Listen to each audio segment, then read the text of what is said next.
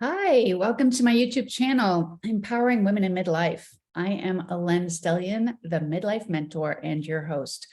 If you don't want to miss out on any of my new videos, please click the subscribe button and don't forget to hit the bell so you're sure to be notified when new videos are released. Today, I am sharing some of my key takeaways from a book by writer and activist Ashton Applewhite. It's called This Chair Rocks, a Manifesto Against Ageism. So this book covers a lot of ground, so I'm not going to be able to do it justice in just one short video, but I did want to share some of my aha moments. First, here's Applewhite's definition of ageism. She says it is discrimination and stereotyping on the basis of a person's age. She goes on, we are ageist when we feel or behave differently toward a person or a group on the basis of how old we think they are. And she makes it clear that we are all ageist because that's really how we've been trained to think and feel. Applewhite points out the learned ageist stereotype of older people as asexual, physically weak, and mentally impaired. But importantly, she does not limit ageism to targeting older people. She includes discrimination of people who are younger than us. So that was a bit of an aha for me. I mean, I always thought ageism, only had to do with stereotyping based on older age, but including younger people makes a lot of sense to me. I know, there are loads of negative assumptions out there about millennials and other younger generations, that they're entitled snowflakes, that they're lazy, lack a sense of commitment, that they're socially inept and just glued to their phones. So I love that Applewhite turns the table on us and challenges us to check our own ageist assumptions about both older and younger people. It was also interesting to see how Applewhite kind of struggled to find the right age-related language to use that is not derogatory. She doesn't like the words seniors or elders. I myself always kind of liked elders, but she points out that the term implies that we owe respect to someone just because they're older. And that idea, she says, is actually ageist. I agree that there is this implication about, elder, meaning that they're somehow wiser and owed respect. So I take her point on this. Respect is not always given simply based on advancing age. I mean, I don't think it should be. And we've heard of or probably encountered plenty of people in our lives, maybe they're in their 70s or 80s and beyond, who we might have a hard time showing respect toward. So that was another aha moment for me. Just because someone is older doesn't mean they are due respect. Applewhite's preferred language in all this, after she's struggled with the different types of wording, is older people and younger people, but she chooses to shorten those to olders and youngers. She feels these words are clearer, more descriptive, and also that they emphasize that age is on a continuum. It's not that we're either young or old. So I don't know, we'll see if youngers and olders catches on, right? So here's another point Applewhite makes, that ageism is, quote unquote, a prejudice against our own future selves. She says that it has the dubious distinction of being the only ism related to a universal condition. It takes root in denial of the fact that we're going to get old, that we are aging. Its hallmark is the irrational insistence that older people are other, not us, not even future us. And we go to great lengths to distance ourselves from that future state, close quote. Exactly. I mean, it always amazes me that we look down on older people as we ourselves become older every single day, right? And I mean, what's the alternative? We're either older or we're dead. So just really take that in.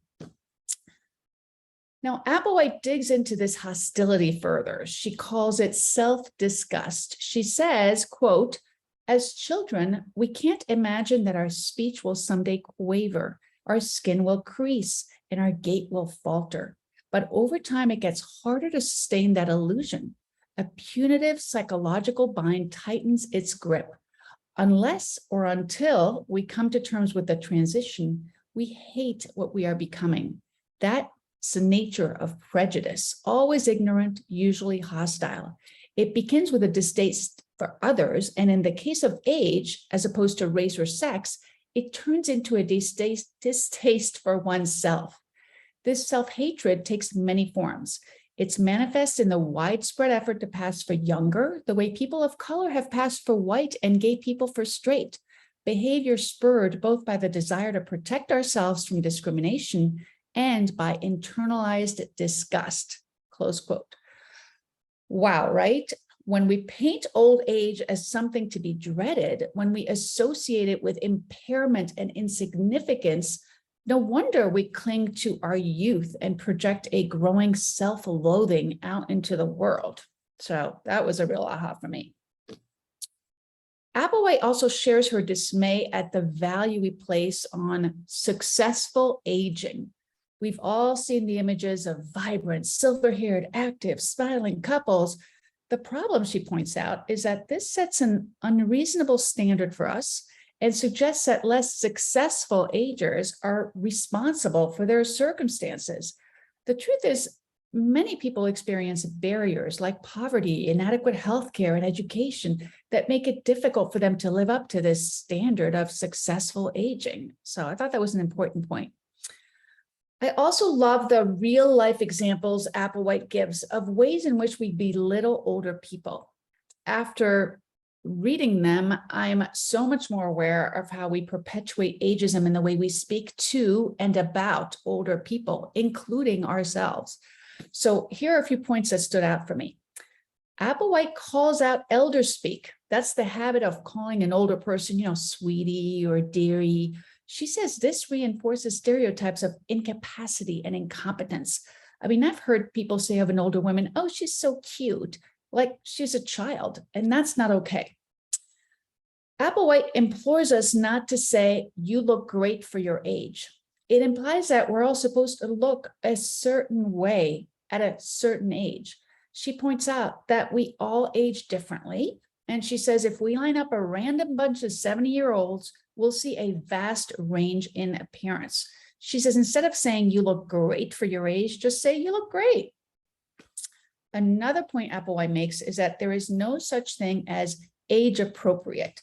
Instead, she asks us to figure out what is us appropriate. In other words, what's appropriate for our own individual selves, not related to our chronological age. I know I've seen the umpteen lists of what we should no longer wear, clothing-wise after 50, and that is so ageist. I mean, I may feel it's me appropriate to wear short shorts at 58, and you may not feel the same for you. There's no judgment, to each her own. Like I said, there's so much to unpack in this book. I can't possibly do it justice. Applewhite also takes us through the history of ageism, the myths about aging and its expected impact on our society. She shares the reality about how aging affects our brain, our bodies, our sexual selves, our careers, even our deaths, and paints a much more positive picture than what we in our culture often hear. And all of these topics, on every one, she gives specific feedback on how to push back against ageism, our own and others. Applewhite really challenges us to acknowledge our complicity in perpetuating ageism. She urges us to change our own behaviors and assumptions, and then she asks that we take our new awareness and seek to educate others. So I highly recommend you learn more by reading the book for yourselves. And I want to point out something else. I love that Applewhite has a blog called Yo, Is This Ageist?, where she responds to tons of reader questions about whether something is ageist or not. These are really eye-opening situations, and she has great answers. So I am going to link both to the book and the blog in the description. Anyway, thank you for watching. If you enjoy these videos, please subscribe to my YouTube channel and don't forget to hit the bell so you're sure to be notified when new videos are released. Until then, be well and stay safe, everybody. Bye.